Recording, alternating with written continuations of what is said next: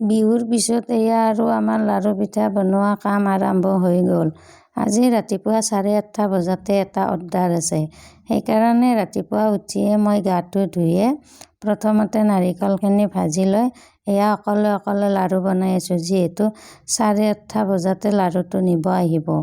মই লাড়ু বনাই আছোঁ, আনফালে তেওঁক চাউলকেইটা তৈয়াৰি দিছোঁ, তেওঁক গুড়া খুন্দিব দিছোঁ। তেওঁ অকলে অকলে গুড়া খুন্দি আছে, নহ'লে দেৰি হৈ যাব, বাকীকেইজনী আহি পাওঁতে অলপমান দেৰি হয়।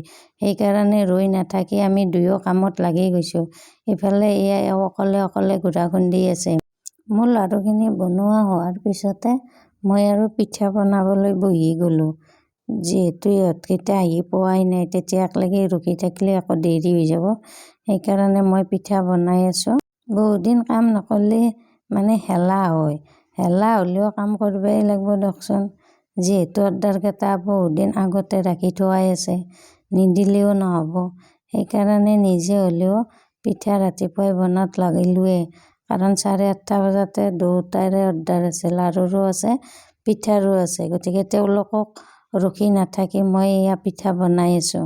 তাৰপিছত আৰু গোটেইকেইটা আহি পালাক। আহি পোৱাৰ লগে লগে গোটেইকেইটাকে মই কামত লগাই দিলোঁ। এইফালে তেওঁক পিঠা বনাব দিলোঁ আৰু এওঁলোকক বগা নাৰিকলৰ লাড়ু বনাব দিলোঁ। নাৰিকলটো ভাজি দি এওঁলোকক লাড়ুটো বনাব দিলোঁ। এওঁলোকেও লাড়ু বনোৱাত লাগিল। এয়া লাড়ু বনাই আছে। আজি বহুত লাড়ুৰ অৰ্ডাৰ আছে, সেইকাৰণে লাড়ু মানে বহুতে বনাব লাগিব। এয়া বনাই আছে। তাৰ পাছতে আকৌ ইহঁত দুটাক গুড়া খুন্দিব দিলোঁ। ইহঁত দুটাইও গুড়া খুন্দি আছে। আজিলৈ ভিডিঅ'টো ইমানেই দিয়ক।